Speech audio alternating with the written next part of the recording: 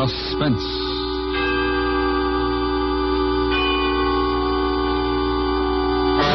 Tonight, Autolite presents a story based on fact. The true report of a man who had everything going for him. But since all his dealings were illegal, it became necessary to move around more frequently than was usual. It's called Grand Theft. Our star, Mr. David Niven.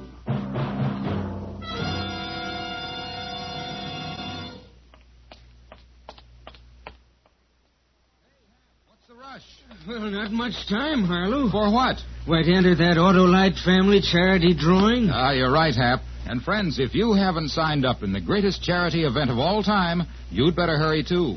You may make it possible for your own church or hospital, Or your school or club. or any other recognized local or national charity to share in $100,000 in cash. Tell them how simple it is to enter, Harlow. Why, all you do is sign your name and address on a registration form at any Autolite family car dealer.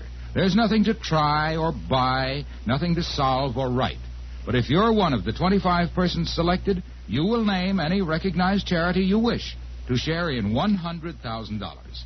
So visit any or all of these car showrooms: DeSoto, Hudson, Plymouth, Studebaker, Dodge, Willis, Nash, Packard, Kaiser, or Chrysler. There's not much time left to enter the Autolite family charity drawing, so why not sign up tomorrow? And now, Autolite presents Mr. David Niven in Grand Theft, hoping once again to keep you in suspense.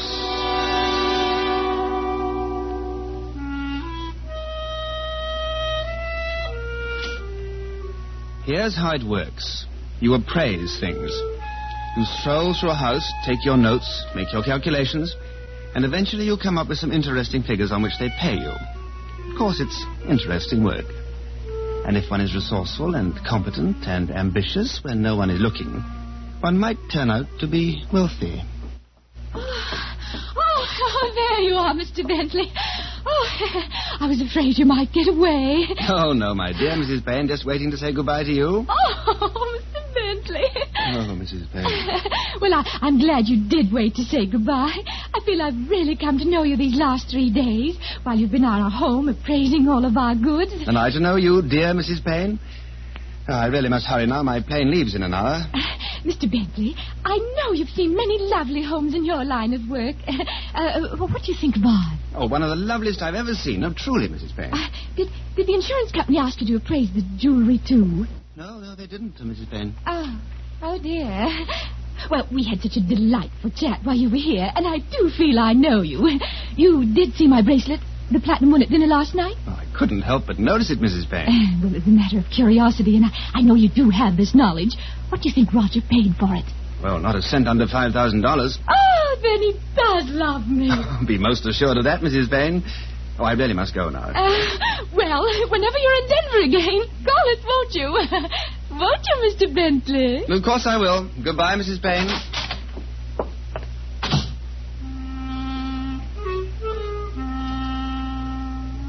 You say goodbye, you take a cab to the airport, get on an airplane, and try to forget her fat face on the way to New York. However, once there, in a little pawn shop you know of on 3rd Street, that face looms before you just for one painful second. Hi, Ben. Hi. What you got this time? Let's see. Platinum, eh? So I understand. What's your price? Give you $1,500 for the thing. Take it or leave it. What? You didn't love her enough. I'll take it.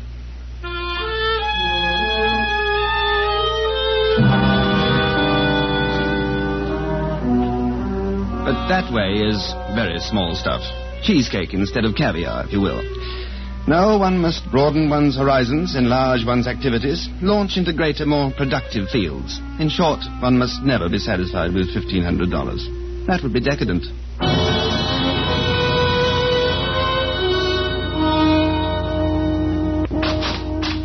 Well, punctual as usual. Oh, I always like to make my little visits on time, Maud. I love you. And how is your dear old grandmother today? Is she comfortable? She's as good as can be expected. When do we get the money? Soon. Very soon. Now, don't be impatient. I'm going to speak to the insurance adjuster later on today. But first, I'd like to speak to Mrs. Mullen seriously. She'll be the key person in this situation. Ben, wait. What? You and I, Ben, we're two of a kind, but Grandmother's not like us, and she doesn't know about us. All I want to do is just get enough money to get out of here and get married and go to Paris and forget everything. So do I, my dear. Well, whatever we do, does she have to be involved? Only in a small way, love. She's old, Ben. She's never done anything wrong in her whole life. Look, when you talk to her, be gentle. For some reason, she thinks the sun rises on your shoulders. Why, I don't know. Well, your granny is a woman of supreme taste. You might as well come along. Ugh, terrible house. Ghastly knickknacks. It's all she has left in her life. These things, her memories. Too bad she doesn't have any money any longer. She broke her glasses yesterday. They're being fixed. You have a visitor, Grandmother. Mrs. Mullen? Mrs. Mullen? Granny dear, good morning. Ben, it's a wonderful morning, Ben. Yes, it is, dear. Have you been enjoying yourself? You're looking well. Oh, Ben, it's such a lovely morning. Dear, I've something to talk to you about. Will you listen carefully, dear? Ben, be gentle. Sometimes she'll answer, sometimes she won't, but she hears you. What is it, Ben? Now, I want you to be a very good girl and do as I ask you, dear. Yes, Ben. Sooner or later, possibly before the end of this week, a man will call on you. Yes? Now, I don't know his name, but he will represent an insurance company. Now, he will ask you certain questions about some family jewelry. Do you remember about the family jewelry? Do you remember what I told you about the family jewelry, Mrs. Mullen? Granny? Yes, I remember, Ben. What did I tell you? Maud's grandfather gave it to me. Then I gave it to Maud when she was 21, and she's had it ever since, until it was stolen from her. Very good, dear. Very, very good. And that is exactly what you will tell this man when he comes here. He'll ask you all about it. Yes, Ben. What's this all about? I thought the claim was all right. Oh, just that I'm going to stir things up a bit. An insurance adjuster's bound to get here in the next day or two. He'll talk to you, too, Maud. You know what to tell him. Ben, are we going to get in trouble? Shh. No one's going to get into any trouble as long as dear old Granny does what she's told. Ben, dear. Yes, Granny, dear? There never was any jewelry in this family, Ben. Never. I've never told a lie, Ben. Never in my life. You just say what I told you to say, dear, and everything will be fine.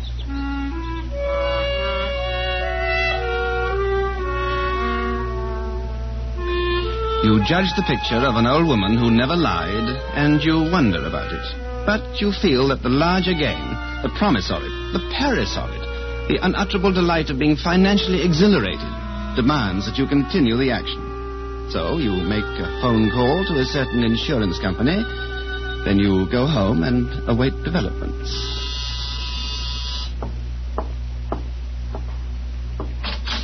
Oh, I believe you called Great Atlantic Underwriters yesterday about a claim? I did.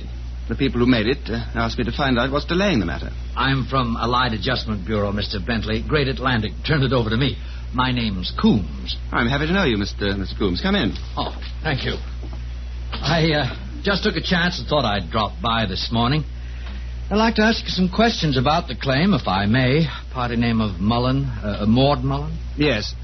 Look, I'm just getting ready for an appointment. I don't want to be late. Oh, it'd be all right with me if you want to go on dressing while we're talking, Mr. Bentley.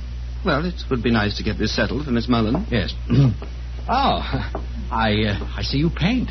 No, I don't paint, Mr. Coombs. Other people paint. I just collect paintings. Oh. The pursuit of art is a natural activity with me. Paintings or any other work that I can put in my home. Anything to remind me that man is creative and not destructive. Now, let's see if I have all this right. Chalmers Bentley, Bentley, no initial? No. And you're an appraiser, Mr. Bentley? Oh, yes. Mm-hmm. How about now? Are you with anybody now? No. No, different insurance companies call on me at different times to make appraisals. See? No, we're in the same business, Mr. Coombs. Different ends, of course. I appraise fine objets d'art, rare household furnishings, jewelry, and, well, Mr. Coombs, all of those things upon which the ordinary person would have no idea how to place a price. Does that answer you? Yes. Do you work in New York all the time? Most of the time. But, of course, I have to travel and sometimes even live away from here. Wherever my work takes me. You have any family here? No. What's on your mind? Is there something wrong with the Mullen claim? You reported the burglary for these people 6 weeks ago. You claimed that Maud Mullen was robbed of $18,000 worth of family jewelry, which you had assessed. The claim for the loss was filed 3 days later by you. And it should have been signed, sealed, and paid off by now, don't you think, Mr. Coombs? Well, ordinarily, it would have been paid by now, Mr. Bentley. If I wore a tweed, do you think I could get by without a top coat? Oh, I think so. It's quite warm outside. I get so tired wearing a coat every time I go out, Mr. Coombs, don't you? Excuse me. Now, what's holding up the claim? Several things. First, the burglary they reported. The police found no evidence of a forced entry in that old house of theirs. Well, I know all that. But then I'm not a policeman. I'm not the burglar. And it wasn't my jewelry that was stolen. Well, I can't very well tell the police where to find the evidence. Now, can I, Mr. Coombs? Well, it's a point to consider, Mr. Bentley, and you did file the claim for them. Oh, just as a favor. You keep mentioning that. There's another point, too. I don't understand why they put a button in the back of some of these shirts. Can you get it for me, Mr. Coombs? Oh, yes, of course. Now, as I understand it, that jewelry had been in the Mullen family some 60 years. But in all that time, it had never been insured. Now, they take out a policy 3 months ago, and just a month after your assessment, the jewelry's stolen. That strike you as something for us to look into, Mr. Bentley? No, not at all. Oh, thank you. Of course. Why didn't they insure it before, Mr. Bentley? No, I don't know. I have no way of knowing. I see. Were you in Denver last month? Yes. Why? Appraised some things in the house of a family named Payne? Payne. Yes, I believe that was their name. Yes. Did you know that 2 days after you left, Mrs. Payne discovered a platinum bracelet missing? No, I didn't know. Well, I know. One of the companies I represent held a policy. Mr. Coombs, this has the flavor of an intimidating conversation. Why do you mention the incident in Denver? It has nothing to do with the claim of the Mullen family? Well, in a way it has, but I won't go into that right now. Oh. Mostly that's why the payment's been held up. We just want to look into it a little more. Mr. Coombs. Yeah? I know you have your little task to perform, and the very nature of your work requires you to suspicion everyone and everything. However, I appraised the jewelry in the Mullen home. I saw something of the circumstances there. They asked me to file the claim for them. When I tell them what you've just told me, perhaps they'll ask me to notify the insurance commissioner. Well, of course you can do that for them, Mr. Bentley. That's what the insurance commissioner's there for. But I'll tell you what they'll be up against. We aren't convinced there was a burglary. And we aren't sure there was ever that much jewelry in the Mullen family. And if there was, and you assessed it, Mr. Bentley, we aren't so sure that something like what happened to Mrs. Payne's platinum bracelet didn't happen to their stuff. Well, that's how it is. Goodbye, Mr. Bentley. Goodbye, Mr. Coombs.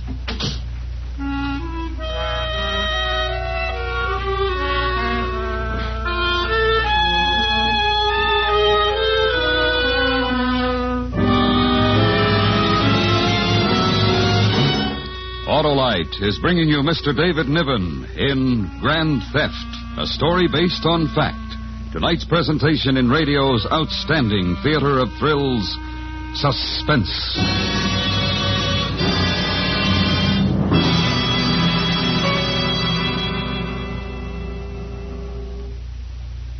During recent months, it has been Autolite's privilege to salute leading car manufacturer members of the Autolite family and their dealers throughout the world for many years of close association. Car dealers from coast to coast have held open house, and some 30,000 Autolite men and women have visited special automobile showings set up in 26 Autolite plants. This third annual Autolite Family Salute program will be brought to a brilliant close with the opening this coming Wednesday of the famous Easter Parade of Stars automobile show in the Grand Ballroom of the Waldorf Astoria Hotel in New York City. Here, against a colorful background of thousands of living wildflowers, record-breaking crowds will see latest car models produced by members of the Autolite family. If you are in New York City this week, we cordially invite you to the Easter Parade of Stars Auto Show at the Waldorf. And wherever you live, remember, more than 400 Autolite products are famous throughout the world for outstanding quality and performance. Yes, from bumper to tail light, you're always right with Autolite. And now, Autolite brings back to our Hollywood soundstage Mr. David Niven in Elliot Lewis's presentation of Grand Theft, a story based on fact and well calculated to keep you in suspense.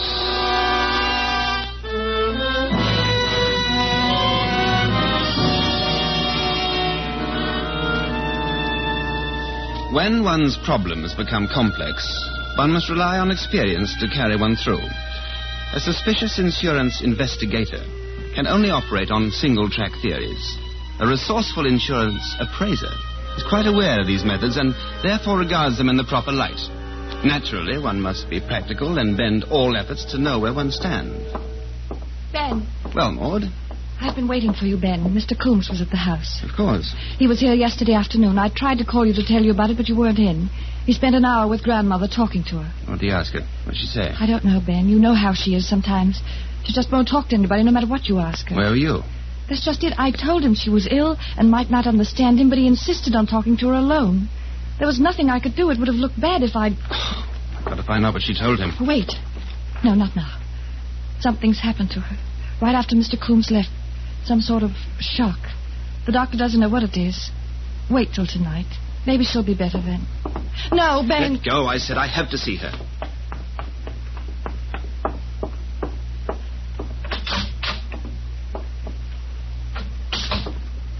Mrs. Mullen? Mrs. Mullen? Granny? Ben? Yeah, that's right, Granny. It's me. I want to ask you something, dear. It's important, or I wouldn't have disturbed you. Is it a nice day, Ben? Oh, lovely day, dear. Lovely. Mr. Coombs spoke to you yesterday afternoon about that little matter. Do you remember? Do you remember Mr. Coombs, Granny? Granny, tell me, what did he ask you? What did he say? Mr. Coombs? Oh, Ben, he was very, very nice. He smoked a pipe, like Maud's grandfather. I told him all about the jewelry, the brooch, and the ring, and the necklace. I told him it had been in the family 60 years, Ben, and that I gave it to Maud when she was 21. Is that right, Ben? Granny, that's exactly right, dear. Did he ask you anything else? Did you tell him anything else? That was all, Ben. That was all. Now, you go back to sleep, dear. Sorry to disturb you. Ben? Yes, dear? There never was any jewelry in this family, Ben. Never. Of course there was, Granny. Didn't you tell Mr. Coombs all about it? Yes. I told him. But, oh, Ben, I'm an old woman. And I shouldn't have lied. No, don't you worry. It's all right.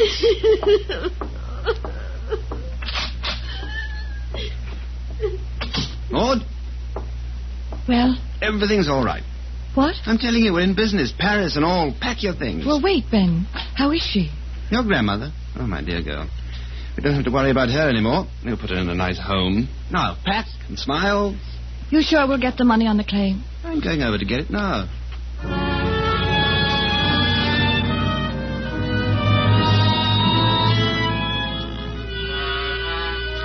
Now you finish it off.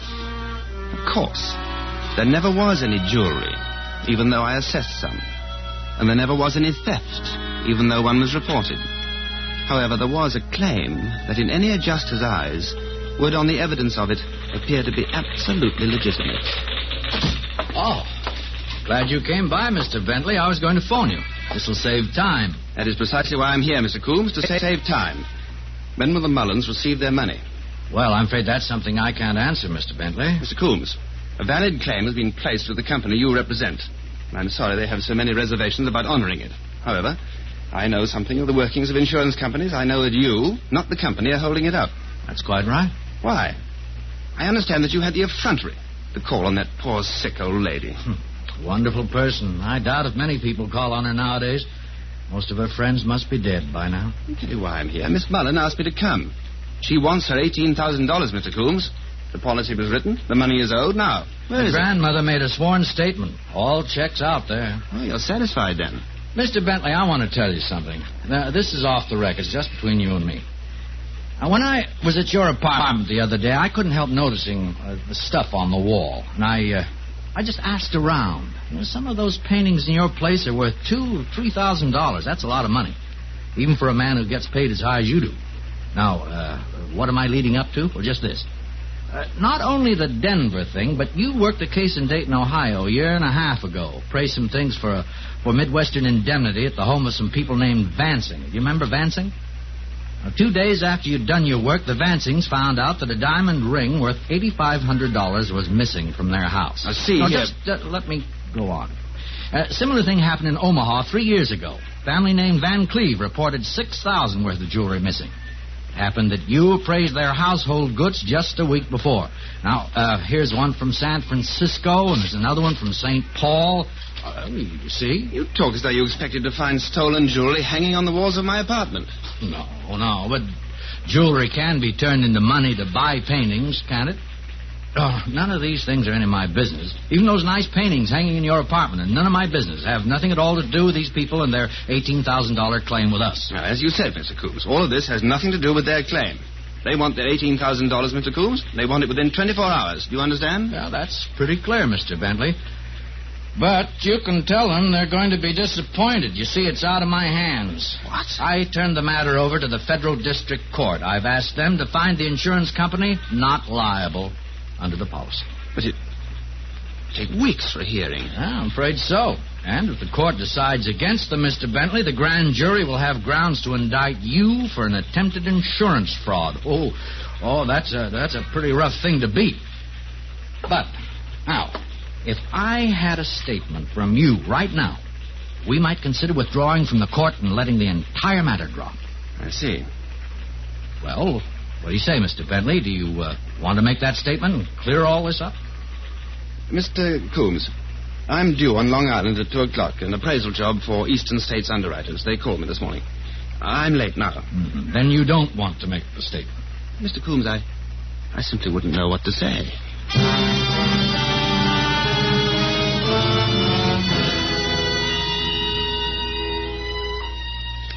You really do know what to say, but under the circumstances, it would be inadvisable to confide it to Mr. Coombs.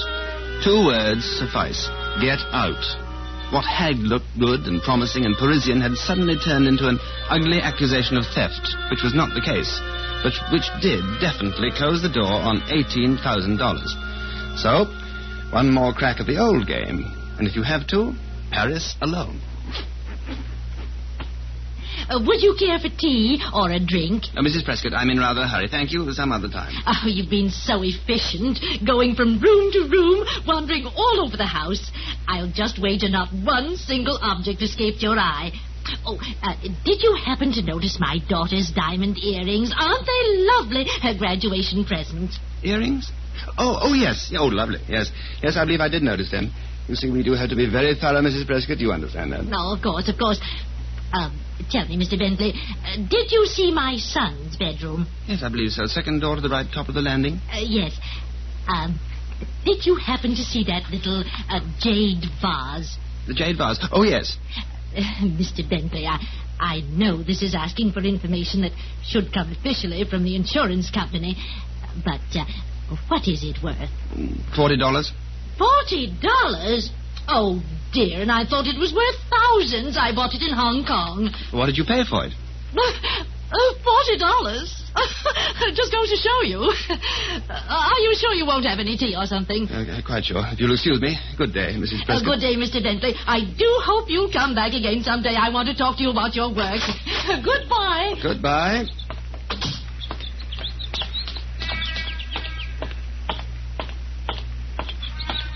Hello? Huh? Mr. Bentley, this is Detective Ivers. Central Division, Mr. Bentley. What is this? Mr. Coombs, have you lost your mind? Your full name, Chalmers Bentley? Well, of course it is. He knows that. I understand your occupation is appraising, that right? It certainly is. Now, I have a question. Just a minute. I'd like to see that briefcase, Mr. Bentley. What? Sorry. I'll put it all back. You're behind this, Coombs. I dread to think what'll happen when I call my attorneys. It's just a little idea, Mr. Bentley. I had to risk it. Nothing in here. Nothing but a day's work, all unassorted, thanks to you. It's all right. Mind standing still? I certainly do. Now take your hands off me. I've got authority to search your person, Mr. Bentley. It'll be done sooner or later. What are you looking for, a gun or something? We have reason to believe you've taken some jewelry from this home. That's why I looked over the briefcase. That's why I have to search you. Empty your pockets. In the hat. Hold still.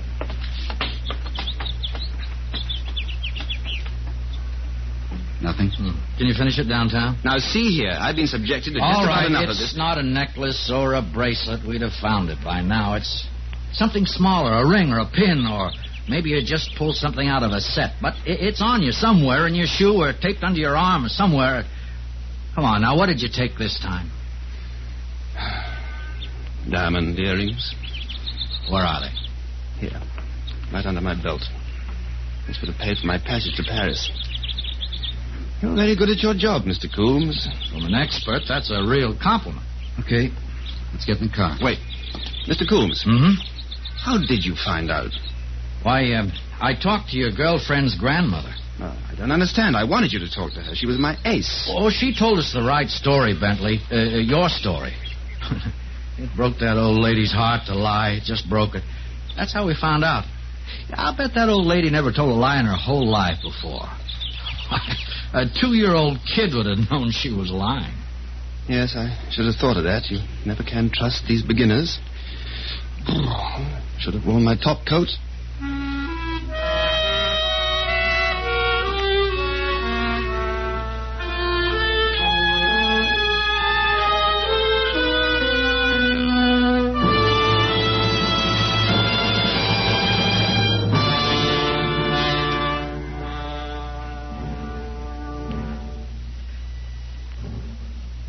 Suspense.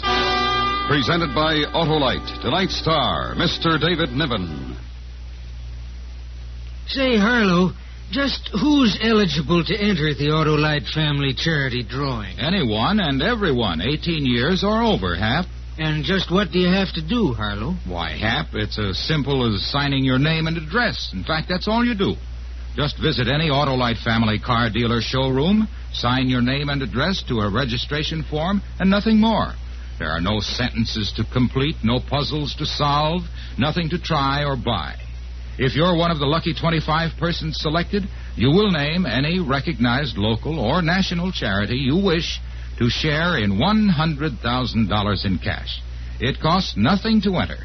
So give your favorite charity this once-in-a-lifetime opportunity to collect thousands. Visit one or all of these car dealers: DeSoto, Hudson, Plymouth, Studebaker, Dodge, Willis, Nash, Packard, Kaiser, or Chrysler. Not much time left, so sign up tomorrow.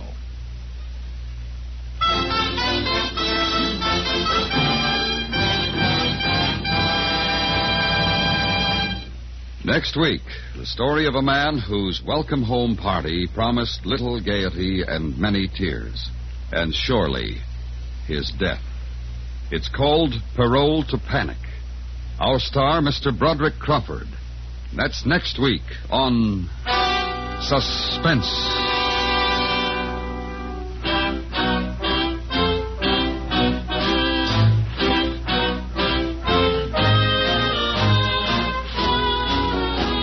Suspense is produced and directed by Elliot Lewis, with music composed by Lucian Morowick and conducted by Lud Gluskin. Grand Theft was written for Suspense by E. Jack Newman. In tonight's story, Mary Jane Croft was heard as Maud, Florence Walcott as Grandmother, and Joseph Kearns as Coombs. Featured in the cast were Truda Marson, Paula Winslow, and Vic Perrin. David Niven may soon be seen in The Love Lottery. And remember, next week, Mr. Broderick Crawford in Parole to Panic. This is the CBS Radio Network.